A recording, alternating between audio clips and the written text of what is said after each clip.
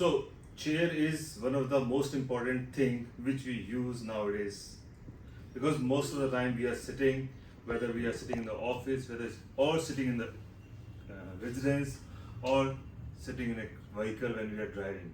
So that is one of the most important thing which we use throughout the day. And यहीं पर बहुत सारे postures भी खड़ा होते हैं. एंड आज मैं posture पे बात करने वाला हूँ. तो posture के अंदर बेसिकली क्या होता है कि हमारे बैठने का posture बहुत इंपॉर्टेंट है कि हमें बैठना कैसे है, काम कैसे करना है, बैठ के भी काम कैसे करना है. तो कुछ डूज एंड डोंट्स कि पहले चेयर में क्या क्या करना चाहिए.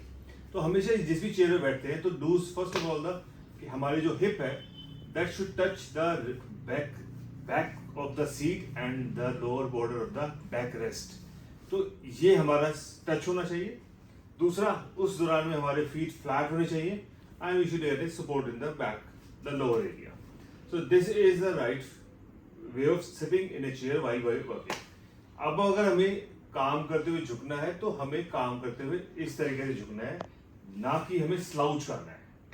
And this is another thing which we people do many times in a wrong manner, and that's they how develop the problem in their back area.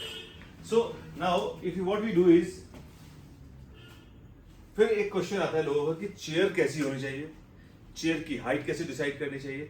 So that the example for that is कि जिस भी chair के पास अपने बैठना है उस chair का जो बॉर्डर है, द सीट, वो हमारे घुटने के जो नीचे का टिप है इसके साथ टच होनी चाहिए. For example, if I reduce this now, if I reduce this particular area, या so now the border of seat is now touching me this area. So the upper border should touch the knee. That is the first thing. The height of the chair. Now when you are sitting on the seat, तो जो हमारा border है seat का, जैसे इस chair का, stool का जो सीट है वो छोटा है. अदरवाइज जो front border of the seat है वो और हमारे घुटने के अंदर का हिस्सा है उसके अंदर कम से कम 3 या 4 फिंगर का गैप होना चाहिए. This is the most important thing which we need to know कि हमें चेयर कैसी होनी चाहिए या उस पर कैसे काम करना चाहिए, बैठना कैसे चाहिए. तो इस तरीके से हमने चेयर भी डिसाइड कर ली. अब लोग कहते हैं कि बहुत सारा बैठना पड़ता है तो थक जाते हैं, टायर्ड हो जाते हैं. अब उस टायरिंग में भी क्या करना चाहिए? So we can do lot of many exercise while sitting on the chair. तो अब उस चेयर के अंदर फॉर एग्जाम्पल हमने बैठी हुए हैं तो काम करते हुए, कंप्यूटर से काम करते करते we can hold on this and move on this. This is one exercise which you can do any number of times during your working hours.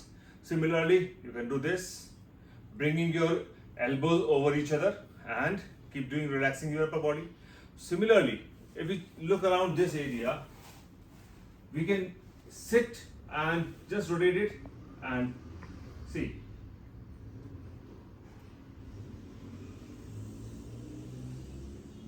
Similarly, you can sit on this and then go. I just turn around this way. Now you can see. These are few exercises which we could do along with this chair while sitting. Similarly, we can stand along with it and then just relax. 1, 2, 1, 2, 1, 2, 1, 2, 1, 2, 1, 2, 1, 2, 1, 2, 1, 2, 1, 2. Similarly, we can take the, होगा कभी कभी chair भी गिरेगी. जब आप अच्छे से करोगे तो चेयर गिरेगी. Right, now you can take it backward. This is similarly 1 2 1 2 1 1 2 1 2 1 2 1 2. हम इसको बिना पकड़े भी कर सकते हैं, लेकिन मैंने चेयर को अपने साथ पार्ट बनाया है तो इसलिए I am holding the chair. So इस तरीके से चेयर के लिए क्या डूज एंड डोंट्स होने चाहिए, चेयर की हाइट कैसे डिसाइड करनी चाहिए, चेयर को चूज कैसे करना चाहिए, और चेयर पे क्या क्या एक्सरसाइज कर सकते हैं, ये सब इस वीडियो में आपको मिला. Just do it, follow it up. Thank you.